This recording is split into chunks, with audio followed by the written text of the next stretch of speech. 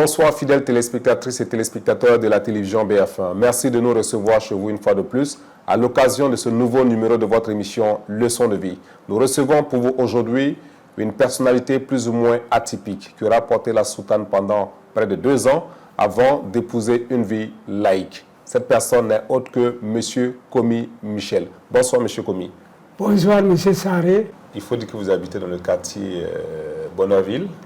C'est bien ça. Depuis combien d'années habitez-vous dans ce quartier? Tout à fait. En fait, je peux dire que c'est juste 1 an.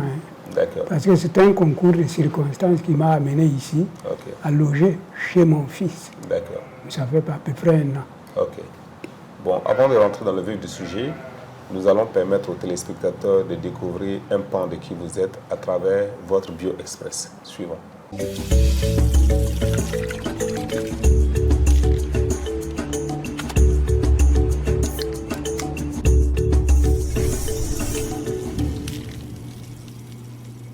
Il est venu au monde vers 1943 à Bouna, canton de Windingi, dans ce qui était alors appelé le cercle de Titao.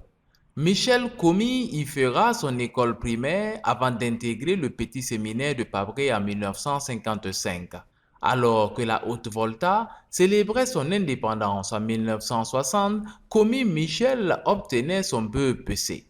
Son envie d'être prêtre catholique le conduit cette fois-ci au grand séminaire de Koumi. Mais en 1965, Michel Komi tombe la soutane et quitte le grand séminaire. Plus question de devenir prêtre. Il opte pour l'enseignement et prend sa première classe en 1965 à l'école primaire privée catholique Garçon de Bam. Ses qualités de transmission du savoir sont reconnues par ses supérieurs qui, dès 1967, le nomment directeur de l'école privée Garçon de Goursi. Le gouvernement burkinabé ayant pris les écoles privées sous sa coupe, il est affecté en 1969 par l'inspecteur-chef de la circonscription de Wayuguia à l'école primaire publique de Tougo en qualité de directeur. Ce sera ensuite l'école primaire publique d'application de Wayuguia qui va accueillir notre directeur jusqu'en 1982. Là, ce sera un tournant dans la carrière de Michel Komi. Il est admis au concours des élèves conseillers pédagogiques itinérants, d'où il sortira 2 ans après, nanti du CAF CPI, le certificat d'aptitude aux fonctions de conseiller pédagogique itinérant. Affecté à l'inspection primaire numéro 11 de Wayuguia, Michel Komi n'y restera qu'1 année car il passe avec succès le concours des élèves inspecteurs de l'enseignement du premier degré. Il est affecté à Fada et y va en tant que chef de circonscription numéro 11, puis chef de circonscription numéro 1. Tout ceci de 1987 à 1989. Il ira par la suite ouvrir la circonscription d'enseignement du premier degré de Goursi où il restera jusqu'en 1992.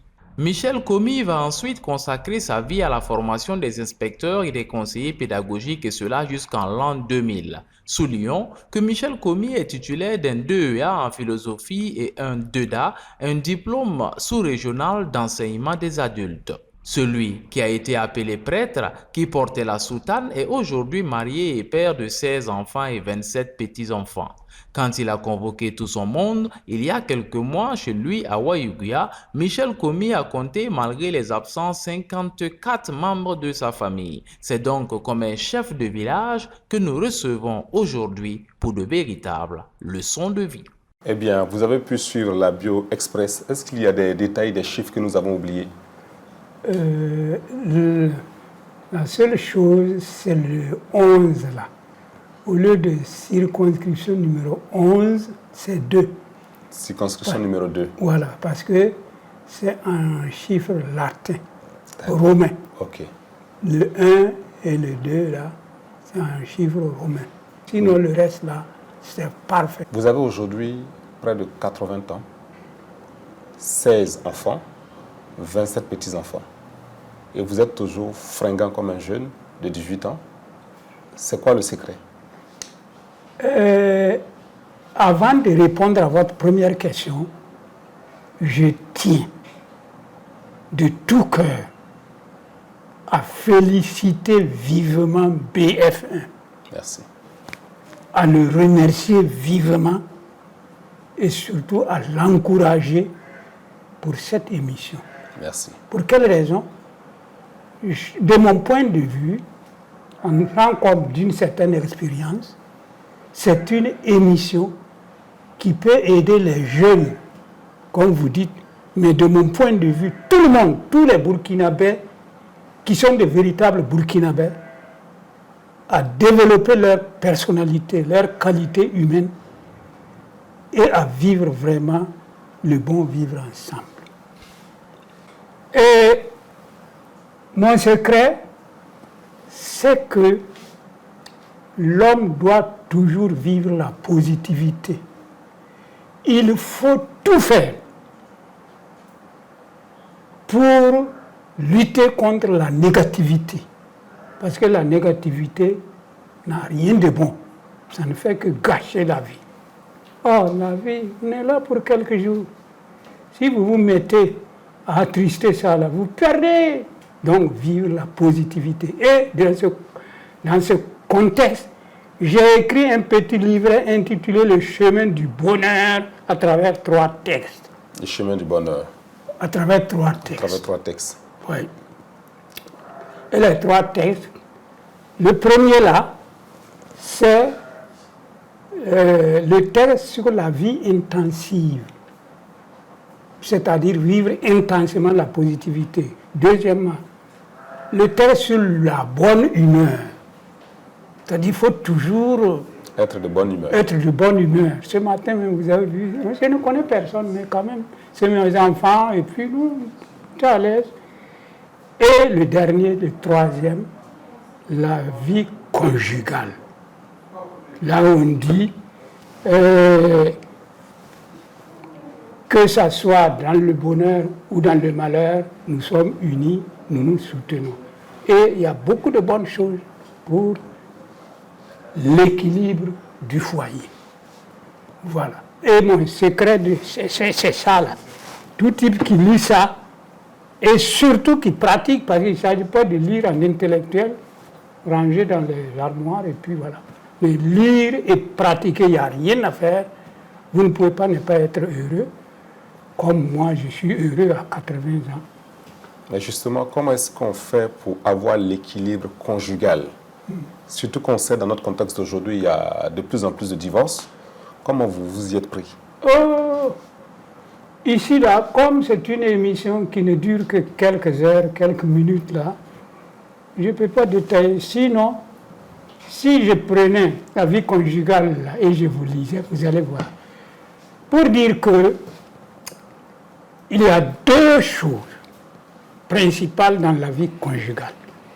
La première chose, la chose fondamentale, d'abord, s'appuyer sur Dieu. Vous vous mariez, vous êtes croyant et vous confiez votre foyer à Dieu. Vous ne l'oubliez pas, vous le priez, vous le respectez, vous l'honorez. Déjà un très bon départ.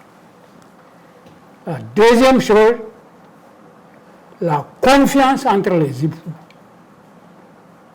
Et cette confiance-là, qui est nourrie par la sincérité, la fidélité, le pardon, le travail et l'entraide, le soutien, vous êtes là.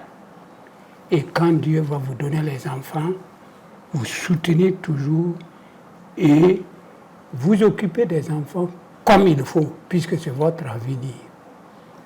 Et les enfants, jusqu'au nombre de 16, vous avez pu les scolariser convenablement, suivre leur éducation comme il se doit? Très bonne question. J'ai consacré tout mon salaire à l'entretien, à la réussite de mes enfants. C'est pourquoi aujourd'hui, je n'ai pas une belle maison, carrée.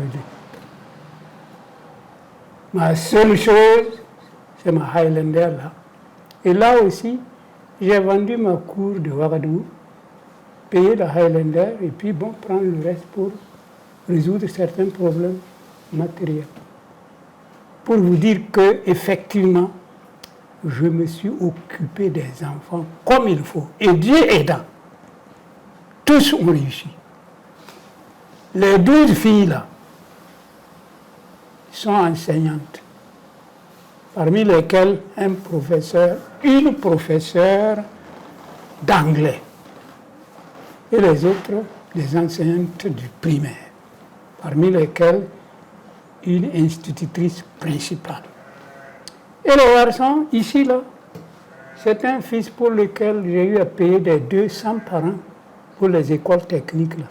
Actuellement, il est... Vous voyez quoi? Bon. Et j'ai un expert comptable. Lui aussi, j'ai eu à payer comme ça. Et j'ai un prêtre qui est en France actuellement. Là aussi, j'ai payé. Malgré qu'il soit au séminaire. Au séminaire, là, il faut payer. Vous voyez? Et le troisième garçon est un entrepreneur. Bon, il s'occupe des véhicules, il vend des véhicules, il est chauffeur.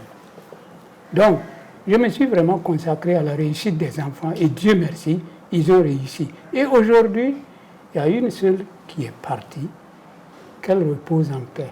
Les 15 vivent sont là. Et tout le temps, ils m'appellent, demander mes nouvelles. D'accord, donc on pourrait dire que vous êtes un père comblé. Ah, sincèrement, je suis comblé. Je sais que ma vie, sur le plan matériel, par exemple, une maison luxueuse, carrelée, avec des rideaux, je n'ai pas ça, mais ça ne me dit rien. Ma grande satisfaction, c'est que Dieu m'a permis d'engendrer tout ce monde-là, et j'ai pris toutes mes dispositions pour les aider à réussir, et j'ai réussi, et c'est ça qui fait que je remercie Dieu et je me trouve satisfait. Nous allons à la régie pour suivre justement une vidéo où vos enfants témoignent.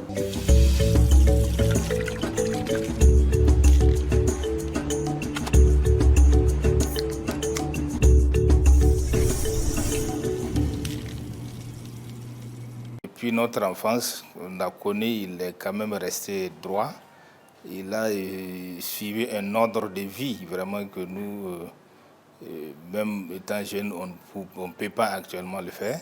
Parce que certes, il a passé par le séminaire, peut-être c'est ça qui a donné cette discipline. Mais au-delà de ça également, il est un travailleur très rigoureux. Au niveau de l'éducation, bien sûr, il a tenu effectivement à bien s'occuper bien sûr de nous, tous ces enfants. Nous sommes au total 16. Voilà, donc et tous les 16, je pense, ils ont tous réussi. Voilà, il n'y a pas de... Il a payé les scolarités, tous les besoins, en tout cas il a pris en charge et nous en sommes fiers de lui. Je sais que c'est un bon père, un père qui aime bien ses enfants, ainsi que toute la famille, et qui veut vraiment la réussite de ses enfants. Au lever, il va passer dans notre chambre pour voir si tous les enfants se sont levés, si ça va bien, s'il n'y a pas de malade. Et on voyait vraiment le dévouement du père envers ses enfants. Quand on était beaucoup plus jeunes, il nous disait le premier mari d'une fille, c'est son travail. Écoutez mes filles, le premier mari d'une fille, c'est son travail.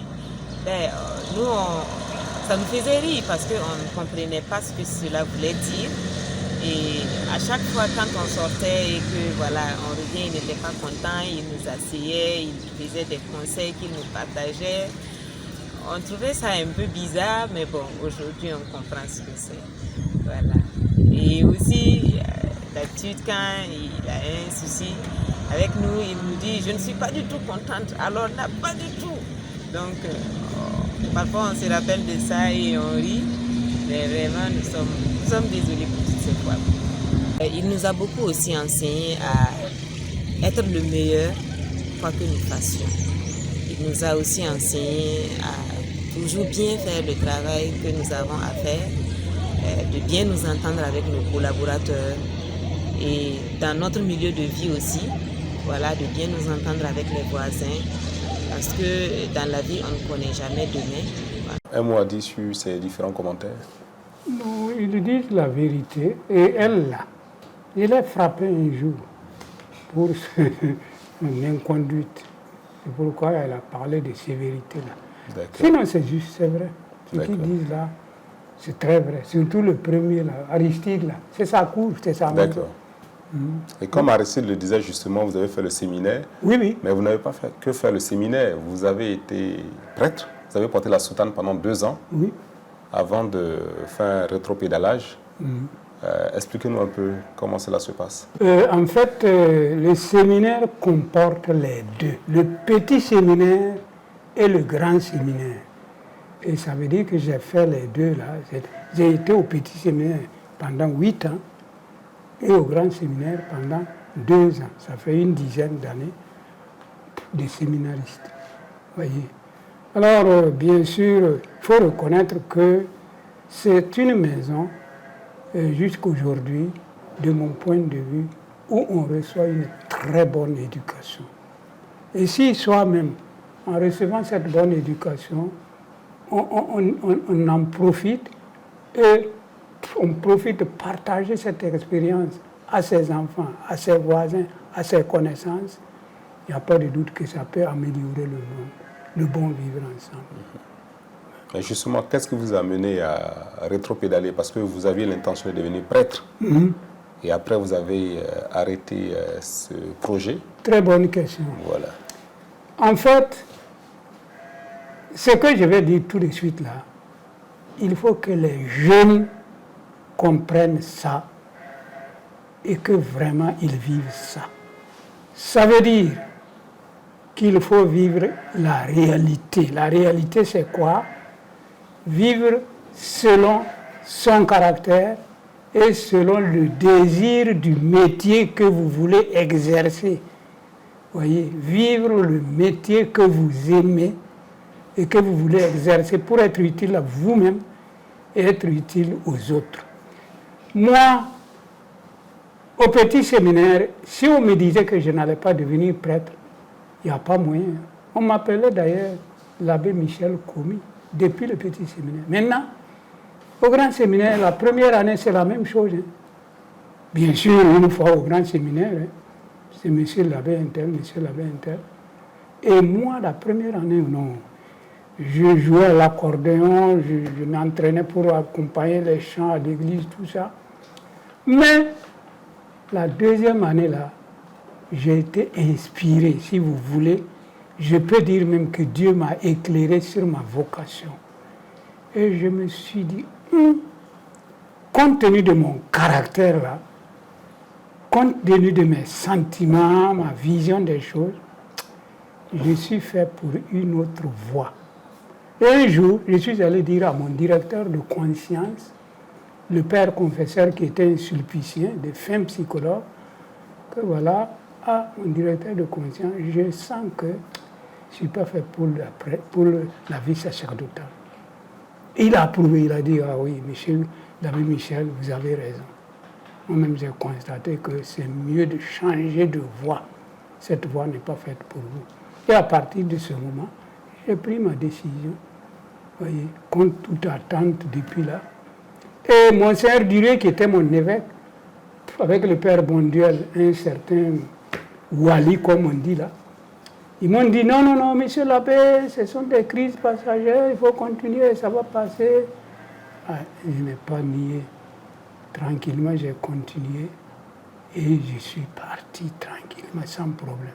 Et depuis que j'ai quitté, je suis très content parce que ça m'a permis d'être utile dans une certaine réalité de vie, d'être utile à moi-même et à la société. Voilà, surtout dans le domaine de l'éducation. Voilà. Donc, ce qui a fait que j'ai changé, c'est que je me suis rendu compte que je suis fait pour la vie laïque, dans laquelle, dans une certaine réalité par rapport à l'amour humain, je peux être utile à moi-même et aux autres dans la vérité. Et moi, je dirais aux jeunes aujourd'hui d'être très prudents, de se connaître et s'orienter là où ils sont faits. Faut pas... Les parents, c'est bien, hein? Les parents peuvent vous dire, ah, moi, je veux que tu sois docteur, je veux que tu sois sage-femme, je veux que tu sois infirmière, tout ça. C'est bien. Mais vous-même, là, entrez en vous-même et voyez ce que vous voulez, ce que vous aimez, ce que vous pouvez faire avant de décider. Il se trouve que juste après, vous devenez enseignant. Alors, comment ce choix s'opère, devenir enseignant? Pour ce choix, c'est simple. J'ai fait 10 ans de formation par les prêtres dans l'Église catholique. Et je suis sorti avec le BPC, bon, et par esprit de reconnaissance pour l'Église catholique, j'ai dit non, il faut que je partage mon expérience avec les élèves de l'enseignement primaire privé catholique. Et c'est ça qui a fait que je suis allé à l'enseignement primaire privé catholique. Et j'y suis resté pendant près de 4 ans comme ça, jusqu'à ce que le gouvernement prenne cet enseignement-là en charge pour devenir maintenant enseignant du primaire au public. Voilà. Donc c'est par esprit de reconnaissance pour l'Église catholique que je me suis engagé dans l'enseignement et aussi je voulais partager mon expérience dans le domaine de l'éducation. Est-ce qu'il y avait des défis particuliers auxquels vous devriez faire face par rapport à cette reconversion? Quand on se prépare toute sa vie à faire un métier qu'à la dernière minute on change, il y a bien entendu des défis qu'il faut pouvoir relever. C'était quoi ces défis et comment vous vous y êtes pris? Le défi que je devais relever, c'est sur le plan peut-être matériel, financier, parce que mes collègues, mes promotionnaires qui sont sortis avec le bac là, il y en a qui sont partis en Europe, revenus des docteurs en je ne sais quoi, et qui tout de suite ont été engagés dans les grandes fonctions de l'État. Et moi, je restais petit instituteur, j'ai quand même accepté, sans regret de ces choses-là. Mais après, j'ai pris ma revanche. La preuve est que, vous voyez, je suis docteur en philo actuellement. Donc, tout ça, c'est pour essayer d'enrichir ma personnalité et toujours être plus utile à moi-même et à la société. Il faut dire qu'à un moment donné, à l'université, vous sembliez être le plus ancien des étudiants. Oui. Une année, c'est clair, pendant toutes mes années d'études, là, j'étais le plus vieux de ma promotion, c'est clair. Et avec les étudiants ordinaires, là, quoi. Et une année même, il y a des professeurs qui s'étonnaient. Un professeur est venu, j'ai senti, celui-là, il est étudiant aussi. Demandez à son collègue, quoi. Oui, il est étudiant. Il a grossi les yeux. Moi, j'ai ri à moi-même, je n'ai rien dit, quoi. Voilà. Donc, j'étais le plus vieux. Mais ça ne me gênait pas. J'étais très content.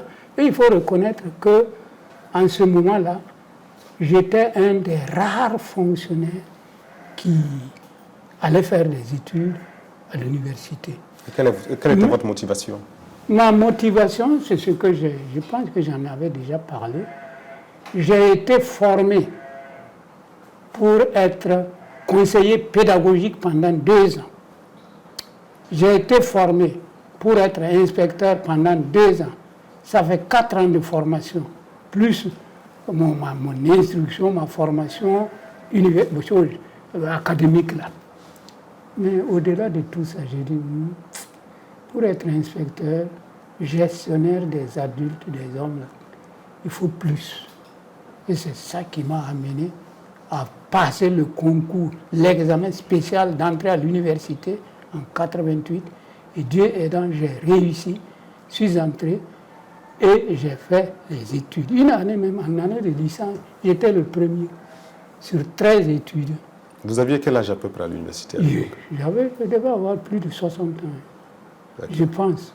En tout cas, je ne me rappelle pas très bien. Tout de 50. Mais en tout cas, en ce moment, je devais avoir, en tout cas, entre 50 et 60. D'accord. Oh oui. Ok. Donc, il vous a sans doute fallu des sacrifices parce que à cet âge qu'on retourne sur les bancs, ce n'est pas forcément évident. Quels sont les sacrifices que vous avez dû consentir?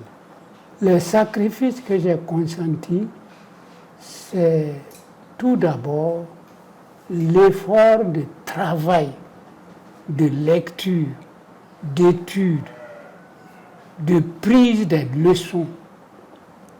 Effectivement, quand vous êtes étudiant extérieur, vous-même vous le savez, vous avez un correspondant qui prend les coups en double, qui vous donne, et à l'extérieur maintenant, vous lisez et vous essayez de comprendre. Voilà. Et le fait de recopier, de lire et d'essayer d'assimiler ces cours-là, ce n'était pas facile. Mais j'ai pris mon temps et je le ferai.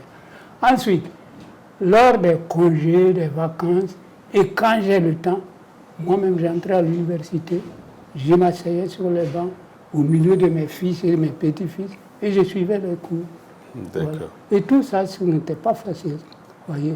Et vu mon âge, bien sûr, quand je passais le concours d'EDA, parce que d'EDA, c'était un concours sous-régional. Il y avait le Niger, le Mali, c'était quoi le DEDA? Le Togo, pardon. Le DEDA? DEDA. Oui. Diplôme d'études pour la formation des adultes. J'ai fait ça parce que quand j'ai eu ma maîtrise de philo, il n'y avait pas le 3e cycle de philo, c'est-à-dire le cycle doctoral. Alors donc j'ai viré, j'ai fait ça pendant 2 ou 3 ans. Et c'est juste quand j'ai eu ça qu'on a ouvert le 3e cycle. Comme j'étais inspecteur, je ne pouvais pas aller à Abidjan pour faire le 3e cycle. Et dès qu'on a ouvert le 3e cycle, j'ai soumis mon dossier, paf, c'est passé, et j'ai fait le 3e cycle, quoi. Voilà. Alors, donc, l'année où j'ai passé même le concours, là, il y en a qui disent, monsieur l'inspecteur, vous êtes venu pour nous surveiller, non? J'ai dit, non, moi-même je suis candidat. Ah bon? Vous voyez, cela les a fait sourire et tout ça. Mais ça ne me disait rien. Je sais que j'ai donné un bon exemple. Et aujourd'hui, effectivement, il y a beaucoup d'enseignants, beaucoup d'autres fonctionnaires qui, vraiment, malgré qu'ils sont, disons, fonctionnaires de l'État, luttent pour avoir des diplômes universitaires. D'accord. Nous allons justement suivre un témoignage à nouveau à la régie sur le témoignage d'un de vos amis, d'un de vos anciens collaborateurs. Ah bon?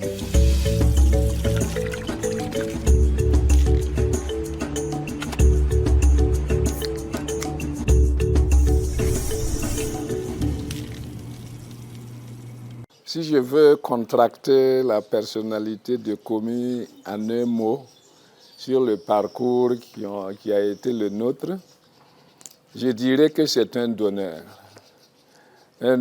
universel. Il donne de sa personne. Et cette prodigalité a donné des teintes sur toute sa personnalité. Quand nous nous sommes connus, à Weyugia, je suis allé un jour chez lui pour lui dire bonjour. Son épouse m'a dit qu'il est allé au bureau. Je m'y suis rendu. J'ai entendu de la musique dans le bureau. J'ai tapé. Et comme il m'a ouvert, il était torse nu, tout dégoulinant de sueur. Il dansait au son de Kofi Olomide, qui était sa vedette préférée. Mais je me suis demandé comment quelqu'un pouvait s'enfermer dans un bureau, dépenser une telle débauche d'énergie au risque de se donner des crampes pour assouvir sa passion. Bon, sans le lui dire, je me suis demandé s'il n'avait pas pété quelques plombs, parce que ça ne me passait pas par la tête. Il m'avait un jour demandé de venir, on allait constituer un groupe pour aider les enseignants qui voulaient se préparer à leurs examens et concours professionnels. Alors, on s'y est mis avec des conseillers, on a constitué 2 groupes.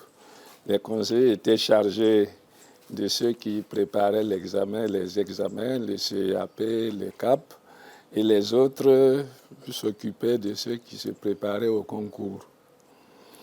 Et Komi, qui était le chef d'équipe, rayonnait sur les 2 groupes. Mais cela ne lui suffisait pas. Il a suscité la création d'autres groupes dans les localités alentours de Ouagadougou. Et il y allait. Je sais qu'il est allé à Sapone, à Sapui, à Léo, à Tangen-Dassouri, à Kokolo, à Koudougou, à Goursi, à Yako, à Boussé, à Weyugia, à Zignaré, à Kaya et Dori et j'en passe. Je me demandais où il puisait son énergie. Nous reprenons sa question au vol. Où vous puisiez votre énergie pour pouvoir faire tout ça? Mon énergie, c'est comme il a dit au début là, le désir, le grand désir de partager mon expérience et d'aider les autres à réussir comme moi. Et la source est d'origine spirituelle. Pourquoi je dis ça? Je me suis dit, Dieu m'a permis de vivre, de naître, de vivre, d'avoir une certaine santé, une certaine vigueur. Et il m'a permis d'avoir une certaine expérience en pédagogie, en sciences, en philosophie surtout. Il faut que je partage ça.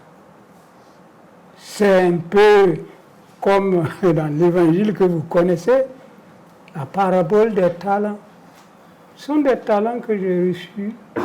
Aucun mérite, hein, ce Dieu, il faut que je partage. Voici ma motivation fondamentale. Et quand je faisais ça, bon, je ne sais pas pour quelque chose de mal, pour avoir quelque chose. Non, non, non. C'est Dieu qui me dit de le faire, je le fais. On peut avoir le désir, l'envie de partager, de parcourir tous les sentiers possibles et ne pas avoir la force, la vigueur, l'énergie que vous aviez. Il y avait certainement un secret qui vous permettait de rester vigoureux parce que jusqu'à 80 ans, vous gardez une vigueur que beaucoup de personnes à 65 ans n'ont pas. C'était quoi? Mais au départ, je vous ai dit la positivité. Vous qui êtes là, les autres qui nous écoutent, bon d'accord, mais un homme qui s'arme de foi, de positivité, de pardon, de compréhension des autres et du désir de travailler, de s'instruire, de lire, de développer sa personnalité, même à 200 ans, il sera comme moi. Et je suis très heureux, je suis très content. Moi, je ne pense même pas à la mort. Hein. Je sais que c'est fatal. Un jour, je vais disparaître, quoi. Mais ce n'est pas maintenant qu'il faut faire. Pendant que je suis là, je vis, je mange, je bois. Et puis aussi, même si les donzelles là, au moins je suis content de les voir. Hein. Tout ça, ça agrémente la vie. Là. Il y a de belles choses à voir. Il y a de belles choses. Ce matin même, je suis allé prendre comme énergie ou quelque chose là, dans une buvette, avec des demoiselles. Je les regardais, j'étais content de les voir. Ça suffit. Est-ce que madame ne piquait pas des crises de jalousie par moment? Ma femme là. Oui. Bon, en fait, depuis un certain temps, elle est à Ouiga, je suis ici. Ce qu'elle fait à Ouiga ne m'intéresse pas. Ce que je fais ici ne l'intéresse pas. Sauf que chaque mois, je lui envoie de l'argent pour s'occuper d'elle-même et des petits-enfants qui sont autour d'elle. Donc, de ce point de vue-là, aïe, ça va. Et puis même quand on était jeune comme ça, là, vous voyez, premier, deuxième, troisième enfant, là, aïe, on se comprenait. Et puis mon livre, là, La vie conjugale, là, c'est ce que je vivais aussi. D'accord. Donc il n'y avait pas de problème avec madame. Alors, on est tenté de se demander quelle a été votre enfance. Parlez-nous un peu de votre enfance, de votre souvenir le plus ancien, le plus reculé, depuis l'âge de 5 ans à autre. Qui était commis à l'époque? Michel Et dans quel environnement? Commis à 5 ans. Waouh! Merci beaucoup pour cette question. D'abord, je suis fils de paysan. Et mon père avait 3 femmes. Je n'ai pas connu la première. Et je suis l'enfant de la 3e, l'avant-dernier enfant de la 3e. Maintenant, malheureusement, j'ai perdu cette chère maman à 5 ans. Et le papa, qui était très vieux, je l'ai perdu à autour de 8 ans. Quand j'étais, à quelle année? Peut-être au CP2. Hein. Voilà. Alors, mais mon enfance là a été une enfance de bravoure, de courage. Et je cultivais de temps en temps jusqu'à pleurer. Fatigué, et je continue. Et mes frères, moi, je me rappelle de ça. Konko Wakumde. Mais je cultivais. Qui veut dire quoi? Hein? Ce qui veut dire quoi? Konko Wakumde. Konko Wakumde. Je cultivais jusqu'à pleurer de fatigue. Et je continue de cultiver. Voilà ce que ça veut dire. D'accord. Voilà. Alors, donc, on peut dire que c'est une enfance de courage, de bravoure, et bon, d'intérêt aux autres, de façon inconsciente, jusqu'à ce que j'aille à l'école en 1949, où j'avais peut-être, je ne sais pas, comme c'est 9 heures là, officiellement c'est 6 ans, mais c'est plus quoi. Bon. Donc on pourrait dire que l'âge que vous avez aujourd'hui, vous êtes plus âgé que cet âge-là. Oui, je suis plus âgé. Ah oui, c'est normal. Parce que 5 ans, quand même, par rapport à 80 ans, c'est autre chose. Bon, à moins que je ne comprenne pas bien votre question. D'accord. Alors c'est exactement ça. Nous allons suivre une vidéo sur le témoignage d'un de vos amis d'enfance.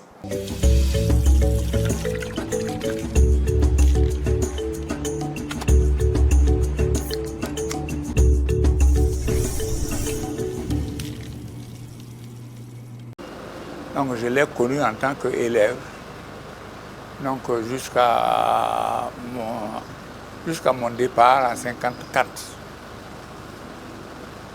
Mais il était déjà un élève moyen et je crois que même en dehors de l'école, c'est au cours de catéchisme qu'on se rencontrait, puisqu'il était catéchumène comme moi. En 1955, j'ai eu la surprise de le revoir au petit séminaire de Pabré, en classe de 7e. Moi, j'étais déjà en 5e. Et on a cheminé ensemble jusqu'en octobre 1958, date à laquelle j'ai quitté le petit séminaire. Alors, on peut dire à 80 ans, vous avez vu tellement de choses se passer au Burkina. Quelle lecture faites-vous de l'évolution du Burkina et des Burkinabés depuis votre enfance à aujourd'hui? Ok. Bon, l'évolution là, peut-être que je vais parler de cette évolution en me référant au système éducatif. C'est que le système éducatif, au début, avait des objectifs nobles, normaux, pour le colon qui voulait des collaborateurs pour l'aider à répandre, à développer sa culture. Mais depuis l'indépendance, là, on a manqué de réadapter ce système éducatif à nos besoins socio-économiques et culturels. Pourquoi? Parce qu'on a continué de suivre le système de recherche de sciences en oubliant le système d'activité pratique. Je m'explique. Pour résumer, parce que comme on n'a pas le temps, il faut faire. Pour résumer, jusqu'aujourd'hui, là, malheureusement, votre école là, a eu combien de certifiés? 100%, pas. Et le lycée là, c'est combien de brevetés? 100%, pas. Et à l'université là, en tout cas, cette année, il y a beaucoup de docteurs en je ne sais quoi, pas. Mais tout un monde qui ne sait pas dire un bon bonjour. Qui ne sait pas dire un bon bonjour. Merci. Ce qui veut dire que Montaigne a dit ça, science sans conscience n'est que ruine de l'âme. On a cherché la science, on cherche la science et on continue de chercher la science. Mais le côté développement de l'homme, là, les qualités humaines, là, il n'y en a pas. Et tout ça, parce qu'on néglige, on néglige complètement l'enseignement moral. Je connais ce qui se passe au primaire, puisque j'ai été inspecteur d'enseignement pendant plusieurs années. C'est programmé, mais on n'enseigne pas. On n'enseigne pas. Ne parlons pas du secondaire ou du supérieur. Alors que on devrait spécialement bien enseigner la morale au primaire, d'une certaine façon, pour aider les jeunes, les enfants, à intégrer des concepts moraux. Et surtout au niveau du secondaire, développer ça parce que le jeune homme commence quand même à comprendre les principes moraux. Et surtout à l'université, parce que c'est là qu'il peut même comprendre, et puis même, pourquoi pas, développer des thèses sur l'utilité et l'importance de la morale. Et comme une église, voilà aujourd'hui. Et malheureusement, malgré les assises, les quinquinquins, même système. Et vous allez voir, derrière assise, là, vous allez voir la même chose. Et tant qu'on ne sort pas de ce créneau-là, c'est pas bon. Donc, je vais dire simplement qu'il faut rechercher un certain équilibre entre la science, entre le savoir-faire et le savoir-être, pour former des Burkinabés dignes de ce nom. Si vous aviez une baguette magique et que vous aviez 3 décisions phares à prendre dans le secteur de l'éducation pour aboutir à ces résultats, quelles seraient ces décisions? Ma décision, premièrement, développer les langues nationales. Deuxièmement, continuer le système d'avant, c'est-à-dire certificat, BPC, tout. Et troisièmement, développer l'enseignement technique. Comme ça, on va aboutir à un équilibre. Le jeune Burkinabé qui va sortir de n'importe quelle chose là, il saura s'exprimer en français, en moré ou en bissa, et puis demander des arachides en bissa. Il saura faire quelque chose. Et moi, j'ai écrit quelque chose intitulé, parce que j'ai été inspiré par Jean-Jacques Rousseau, puisque ma maîtrise, là, mon DEA et mon doctorat, tout est basé sur la pensée de Rousseau. D'accord. Alors, inspiré par Rousseau, j'ai dit, si jamais les gens comprenaient la finalité réelle de l'éducation de l'école, ils n'allaient jamais avoir chômage dans un pays. Pourquoi? Je me résume. Admettons que le type sorte avec son BPC. Allons même au bac, avec son baccalauréat. Et il parle au concours de l'État, il ne réussit pas. Il s'assoit, il dit, mais écoute, il n'y a pas que la fonction publique. Qu'est-ce que je peux faire? Je peux être cultivateur. Je peux être éleveur. Je peux être menuisier. Je peux être mécanicien. Alors, mais qu'est-ce qui m'intéresse? Bon, je vais faire la mécanique. Avec courage, détermination. Voilà, il est parti. Et en ce moment, aucun jeune n'allait chômer. Maintenant, avec la tête pleine de savoir, on est là. Ah, il faut que je réussisse au concours de recrutement des élèves enseignants, des élèves quoi. Hein. Bon, en dehors de ça, et puis... Il a raison. On ne lui a appris que ça. On ne lui a pas appris à élever des poulets. On ne lui a pas appris à cultiver des arachides. On ne lui a pas appris ceci, cela, etc. Vous voyez? C'est comme ça. Alors, donc, s'il y avait ça là, voyez, enseignement général, c'est normal, parce que le monde là, nous sommes dans un monde planétaire où il faut que tout le monde connaisse tout. Oui. Et enseignement technique, là, l'homme est complet. Et il y a n'importe quelle sortie de l'école, chacun peut faire quelque chose. D'accord. À présent, nous passons à la rubrique Corbeille, où vous allez tirer ici un bout de papier qui certainement comportera un gage que vous allez exécuter. Ah bon? Je prends ce qui est en haut là. D'accord. Et là, c'est mon porte-bonheur, hein, je ne sais pas. Qu'est-ce que c'est? Lire rapidement. Lire rapidement, à haute voix. La cavale au Valac avala l'eau du lac et l'eau du lac lava la cavale au Valac. Bravo. Pourtant, moi, j'aurais bien voulu que vous preniez le bout de papier chanson pour chanter un peu de Koffi Olomidé ou danser. Oui, moi, vraiment, pas de Koffi moi, je Olomidé. préfère ça. Surtout l'autre là. Chanson là. Chanson. Ouais, danser là. Interprétez une chanson, bon une chanson rythme. que vous aimez bien. Il faut un bon rythme. Il faut nous interpréter une chanson que vous aimez bien, que vous aimez fredonner. Bon, la chanson là. Mes amis, reprenons gaiement le chemin de notre maisonnette. Mes amis, reprenons gaiement le chemin de notre logement. Allons amusons-nous pendant le temps de nos vacances. Allons amusons-nous pendant le temps de nos vacances. Ces beaux jours-là sont faits pour nous. Ces beaux jours-là sont faits pour nous.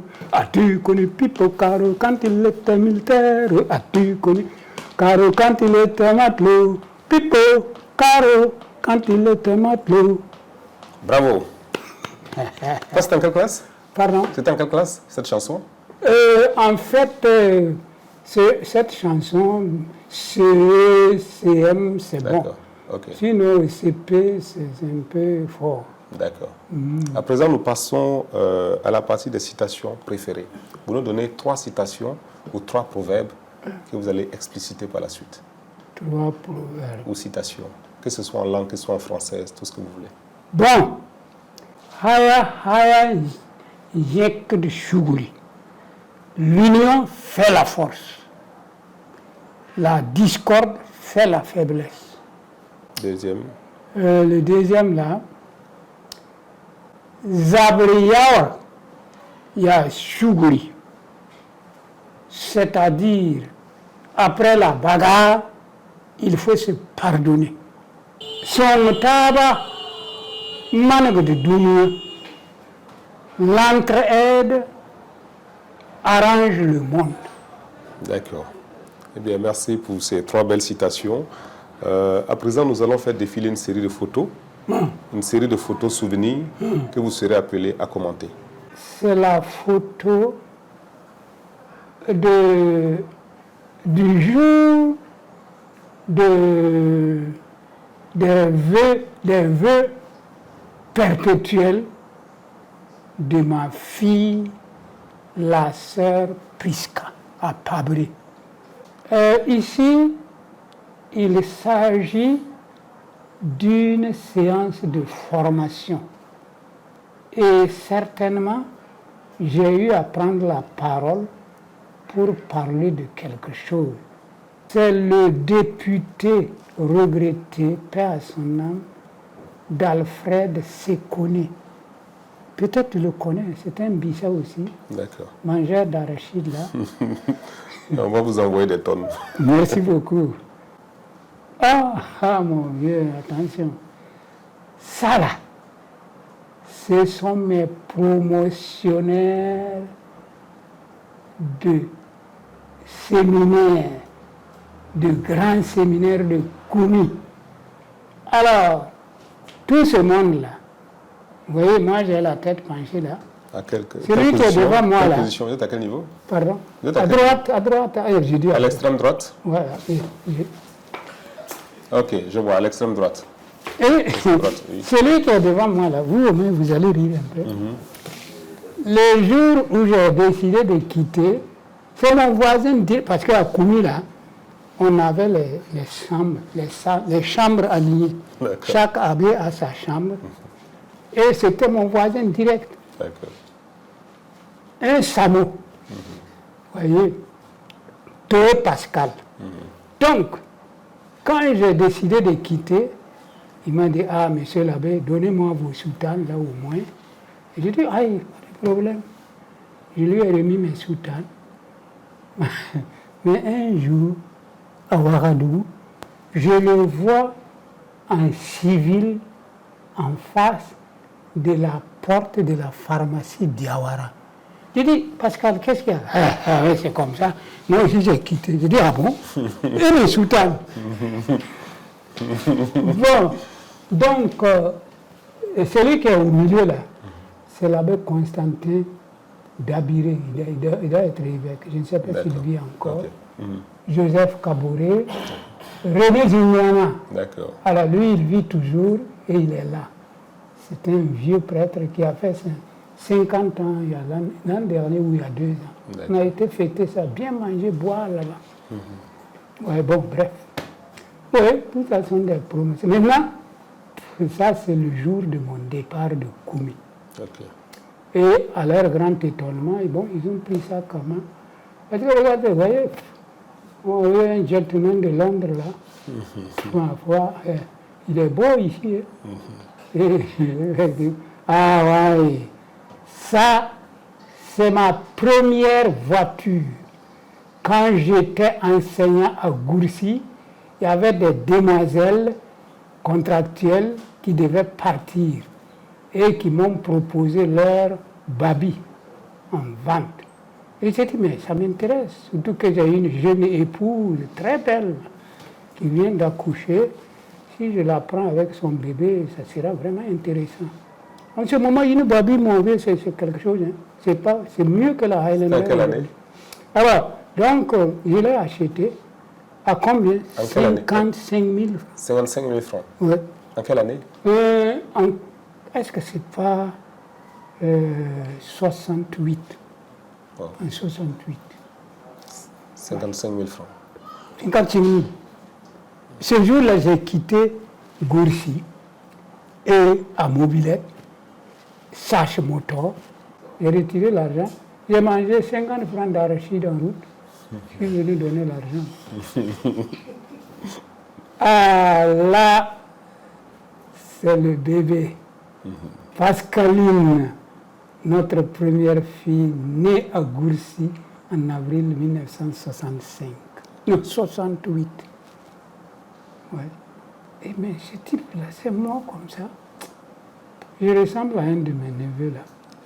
Avec une c'est ma belle épouse là. En ce moment, si vous la voyez, Justement, comment vous y prenez pour la draguer? Comment c'est passé? C'est mystère. Okay. C'est un mystère parce que moi, rapidement l'histoire, voilà.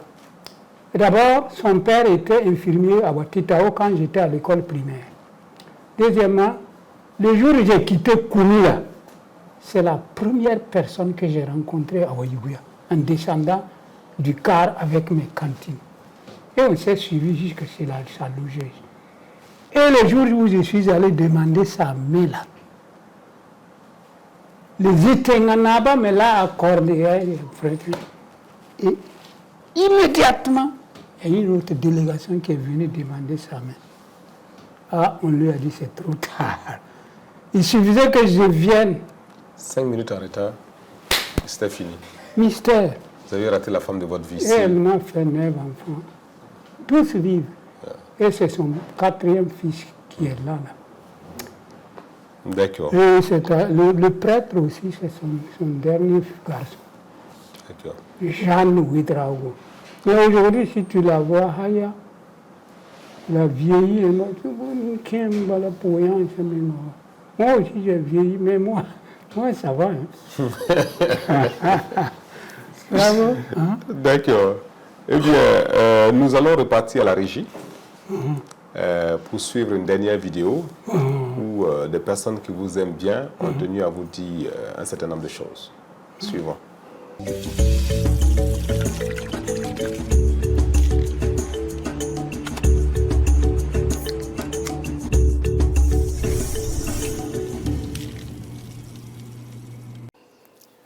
Komi, tout le plaisir a été pour moi de te connaître. Et tu sais, nous avons battu des sentiers ensemble. Nous nous sommes défoncés dans plusieurs circonstances à un travail qui nous intéressait, notamment la formation des enseignants et à la préparation de leurs concours. Et je sais que tu es toujours prêt à me soutenir. Et pour cette marque d'attention, je te dis merci. En tout cas, je vous remercie au nom de toute la famille pour tout ce que vous avez fait pour nous. Voilà, tant au niveau matériel, intellectuel, apport tous les niveaux, plan spirituel également, parce que je sais que vous êtes pied. Je ne saurais comment vous remercier pour tout ce que vous avez fait pour nous et également pour les autres membres, bien sûr, de la grande famille, également de tout le Burkina Faso. Parce que partout où on y va, on entend parler de vous. Vous avez formé un grand nombre d'enseignants qui, à cause de vous souvent, bon, nous aussi on a les honneurs. Et ils sont très fiers de ce que vous les avez inculqué comme enseignement. Et également, nous vous souhaitons une longue vie, une bonne santé de fer, afin que vous puissiez effectivement continuer à partager l'expérience que vous avez pour l'intérêt de cette nation. Merci, papa, pour tout ce que vous avez fait pour nous, toutes les qualités que vous avez incluses en nous. Merci, parce que nous, on voit en vous un père exemplaire, un père béni de Dieu. Le message que j'ai aujourd'hui à donner à mon père: papa, nous t'aimons beaucoup. Papa, je t'aime beaucoup. Merci pour tout ce que tu as fait pour nous. Merci d'avoir toujours été là, de nous avoir accompagnés, de nous avoir conseillés, de nous avoir soutenus. Merci de nous aimer. Je prie Dieu qu'il te donne encore une très très longue vie, qu'il te bénisse et qu'il t'aide à réaliser ton rêve. Et tu sais très bien de quoi je parle. Je dis, maman, tu m'as dit que tu as un 2R, alors donc je te pousse à faire un doctorat. C'est le grand souhait que je souhaite pour toi. Je voudrais te voir docteur en philo avant de mourir. Prenez le pari? Ah, oui, je prends. D'accord. C'est un grand frère qui m'a beaucoup soutenu, conseillé, etc. D'accord. Alors, nous sommes pratiquement au thème de cette émission. Un dernier mot à l'endroit des téléspectateurs, de toutes ces personnes-là qui ont pu intervenir dans l'émission. Ok. Mon dernier mot, tout d'abord, je remercie tous ceux qui ont bien voulu nous écouter aujourd'hui. Je les remercie infiniment.